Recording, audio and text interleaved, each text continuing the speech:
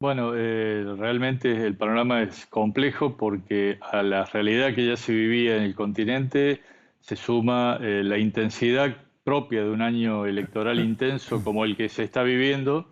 y que en el caso de México, por ejemplo, suma un componente más, un condimento más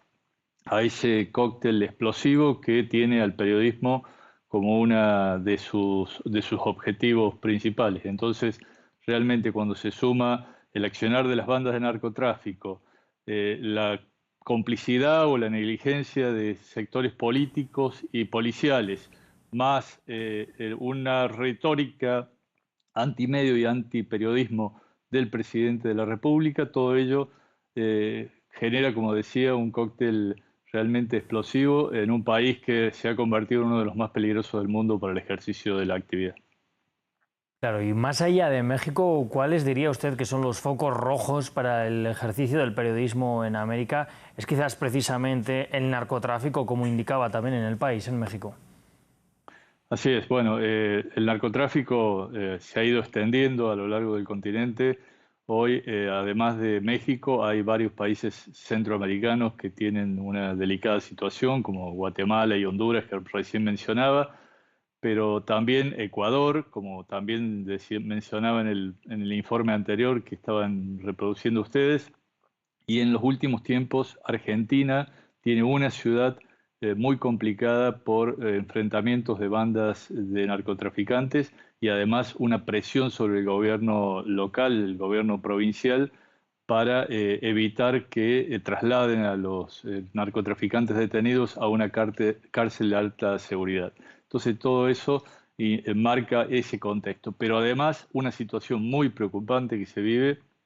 es la de Haití, un país que vive un descontrol total, un desgobierno, y donde se han cometido asesinatos de periodistas, pero donde además es prácticamente imposible salir a la calle a realizar una cobertura identificado como periodista, porque esto es una garantía de ataques por parte de bandas callejeras que andan asolando el país. Nos hablaba usted anteriormente de la situación en México, que vive un año electoral, estamos apenas un mes de esas elecciones. Quería preguntarle también por Venezuela, que va a vivir un proceso también en julio. ¿Cómo es la situación allí? Bueno, realmente es una parodia electoral. Todos sabemos que el gobierno ha ido descalificando a todo oponente que tuviera alguna posibilidad de hacerle mella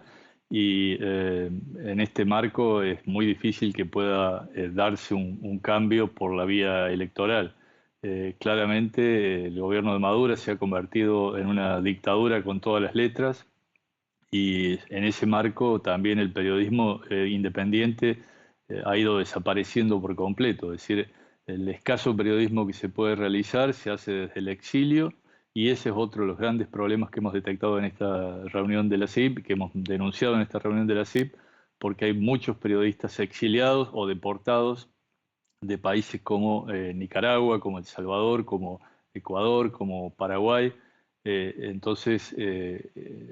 una realidad en extremo compleja que creemos que exige una mirada internacional muy activa, muy intensa, y por eso agradezco también estos minutos que dedican al abordaje de esta problemática. Y nos estamos centrando ahora en los malos ejemplos, por así decirlo, pero me gustaría preguntarle también qué ejemplos hay en el continente americano de países en donde sí que se respeta, ¿no?, la libertad de prensa, donde pueden actuar los periodistas y las periodistas con relativa calma.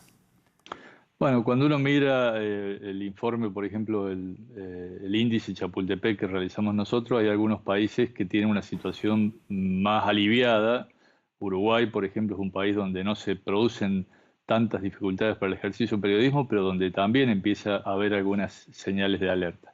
Chile es otro país que tenía esa situación y que en los últimos tiempos tuvo algunos problemas, pero por ejemplo allí se está debatiendo una ley de protección a periodistas y otros trabajadores de la comunicación que podría llegar a ser un buen precedente para el resto del continente.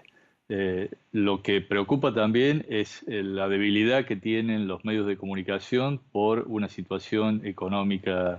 que, bueno, sabemos que hay una transición, un cambio de modelo de negocios y donde Latinoamérica no es un continente donde se puedan plantear iniciativas como las que hubo en Australia, en Estados Unidos se está debatiendo una ley, en Canadá se aprobó una, es decir, leyes, en Europa mismo hay varios países que han ido avanzando en ese modelo para tratar de dar mayores garantías para que los medios de comunicación puedan tener subsistencia y de ese modo también enfrentar de mejor modo los cambios que se están produciendo en la sociedad.